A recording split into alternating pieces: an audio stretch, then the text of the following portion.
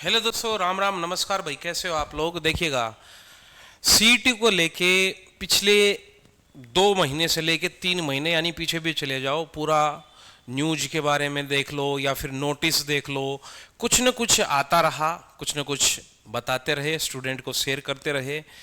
अभी भी मन में सवाल ये रहता है कि क्या सीईटी जो डेट आई है, जो मेंशन हुई है, क्या उस डेट को हो जाएगा? जैसे कि हम देख सकते हैं कि कल हमारा जो बीसीए और बीसीबी को लेके कोर्ट ने जो आदेश दिए हैं, सीईटी का जो रिवाइज करवाने की बात कही है, उसको ध्यान में रखते हुए बहुत सारी ऐसी नोटिस निकल के आए। जैसे कि मैं अगर नोटिसों की बात करूं, बहुत सारे नोटिस इकट्ठे हो जाते हैं यहाँ पर, तरह तरह के नोटिस आए, इस प्रकार के नोटिस देखने को मिले। तो उस जानकारी के साथ आज हम बढ़ने वाले हैं। क्या वो न्यूज हमारी जो अलग अलग टाइप की न्यूज आई, जिस प्रकार से ये आपको एक जो मीटिंग में हुआ था 2 तारीख की मीटिंग में, उसमें क्या डिस्कस हुआ था, क्या ये चीजें अलग अलग चीजें हमें निकल के आई, क्या एग्जाम किस टाइम पे हो सकता है और क्या ये एग्जाम की डेट क्या सही में पार उतरेगी? देखिएगा, अभी फिलहाल के लिए वो बोलते हैं कि भाई हरियाणा में किसी भी चीज का कोई भरोसा नहीं है, किस टाइम पे क्या हो जाए। लेकिन मैं सभी नोटिसों को, जो बार बार आप नोटिस इधर से उधर यूट्यूब पे एक एक नोटिस देखते हो, सभी नोटिसों को देखो बच्चे, मैं कंबाइन करके लाऊं मेरे भाई। यहां पर आपको हर वो चीज, हर वो नोटिस बारी बारी से देखेंगे। जैसे कि 28 तारीख को जो मीटिंग हुई थी, उसमें ये नोटिस निकला था कि भाई 10वीं और 12वीं की जो परीक्षा है, परीक्षा के बाद हम एग्जाम कंडक्ट करवाएंगे, ये उन्होंने कंफर्म किया। और यहां पर लिखा लगभग, बोला लगभग अप्रैल 2000, लगभग तो आप जनवरी भी बोल रहे थे, लगभग आप फरवरी भी बोल रहे थे, अब परीक्षा का अड़ा के बैठ गए, अब आप अप्रैल की तरफ जा रहे हो। चलो ठीक है, अब मान लेते हैं, माना मूलधन 100 रुपए, मान लिया, ठीक है। आगे की तरफ फिर एक और नोटिस जारी हुआ, जिसके बारे में ये अलग अलग मीटिंग जो कंडक्ट हुई थी, हिसार में, जींद में, कैथल में, इस प्रकार की जो मीटिंग हुई थी, ये भी आपका एक नोटिस सामने आया। फिर नोटिस के साथ साथ हर एक स्कूल को, इसको अगर मैं रोटेट करने की कोशिश करूं, होगा रोटेट? ये नहीं होगा। क्या था ये हर एक स्कूल को जहां जहां सेंटर होने वाले हैं, उनको एक फॉर्मा भेजा गया। ये एक स्कूल से मिला हुआ मुझे फॉर्मा है। ये परफॉर्मा क्या है, हो गया, घूम गया।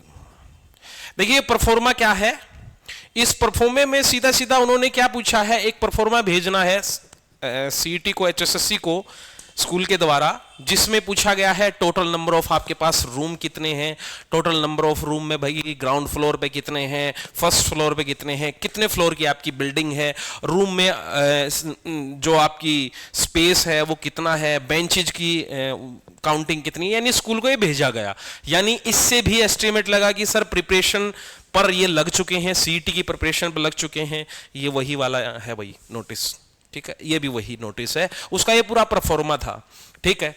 फिर पॉइंट जो आपकी मीटिंग हुई, जो मीटिंग हुई आपकी 2 तारीख, उसमें कुछ पॉइंटों को इसने डिक्लेयर किया, कुछ पॉइंटों पे ऊपर डिस्कस किया। सबसे पहला पॉइंट तो ये है कि ऐसे स्कूल हमें रखने हैं जो क्या हो, यूनिवर्सिटी टाइप के लेवल पर हो, जैसे कि टेक्निकल कॉलेज हो गए जहां पर सीटिंग ज्यादा हो, जैसे बीएड के कॉलेज हो गए, आईटीआई वाले कॉलेज हो गए, भाई पॉलिटेक्निक वाले कॉलेज हो गए, हमें उनको इन्होंने क्या किया, मेजर किया कि हाँ ये कॉलेज होने चाहिए एग्जाम सेंटर के लिए।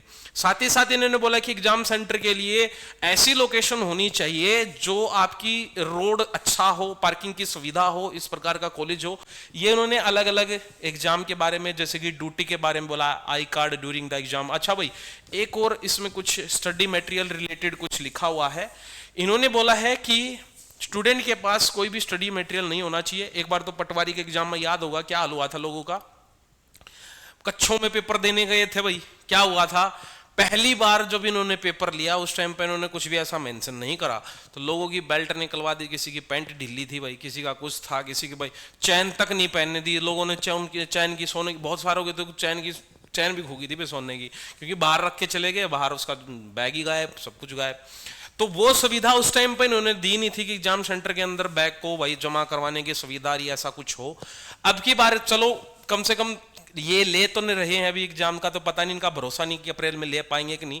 फिलहाल यहाँ पर बस इन्होंने ये अच्छी बात रखी कि मीटिंग में इन चीज़ों के बारे में डिस्कस किया, तो कम से कम उन कॉलेजों को कंसीडर कर रहे हैं जो सुविधा देगा स्टूडेंट को कि अंदर वो अपना बैग रख ले, फ़ोन जमा करवा ले, ऐसी सुविधा हर उस सेंटर पे होनी चाहिए। चलो ये बहुत अच्छी बात मुझे लगी कि यहाँ पर इन्होंने डिस्कस किया है, ठीक है।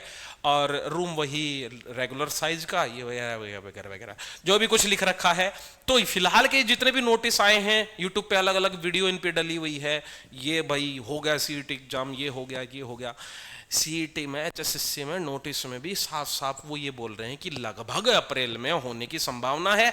बहाना बताया है 11th-12th के, जो सॉरी 10th और 12th के एग्जाम, ठीक है। एचएसएस ने स्टेट का भी देख लो भी क्या हाल हुआ है।